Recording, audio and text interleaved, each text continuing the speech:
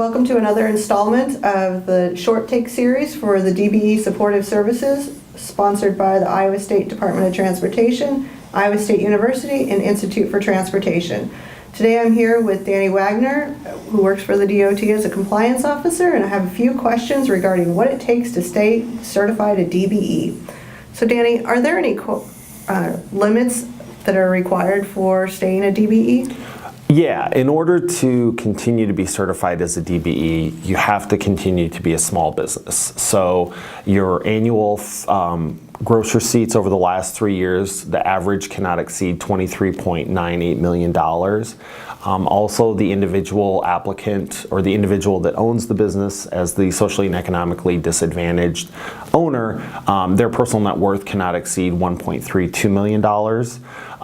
Also, depending on the work type that the business does, the Small Business Administration has laid out caps based on that work type for how much money that particular work type is allowed to still constitute a small business. So if the work type that is being done is not exceeded for that particular NAICS code based on the Small Business Administration's caps, then that DBE can continue to do work in that work type as a certified DBE. Okay. And how about, I know there's an annual review process, so what does that entail? The annual review process is something that is done to make sure that the DBEs still are meeting the requirements of the program. So each year they have to submit an affidavit of no change, basically stating that they are still under the caps for personal net worth and the gross receipts for the business. They also need to supply their tax returns from the past year to demonstrate that they are not exceeding those caps for how much gross receipts that their particular business is doing.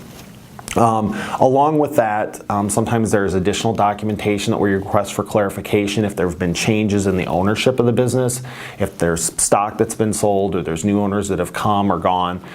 Those are all things that we look at during that annual review. But it's basically something to make sure that they are still meeting the requirements of the DBE program. Okay. And how about, are there any requirements that are for when you're working for when a DBE is working on a DOT project?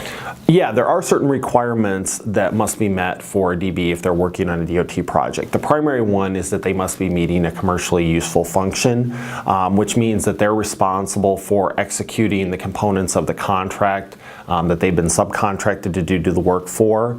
To fulfill that responsibility, there are certain requirements that they have to meet in regard to the management on the project, that it's their employees that are doing the work, their materials, their supplies, their supervision, that they are not relying too much on the prime contractor or another firm that they work with. So that's something that they're required to do if they are doing work for Iowa DOT as a certified DBE. Okay.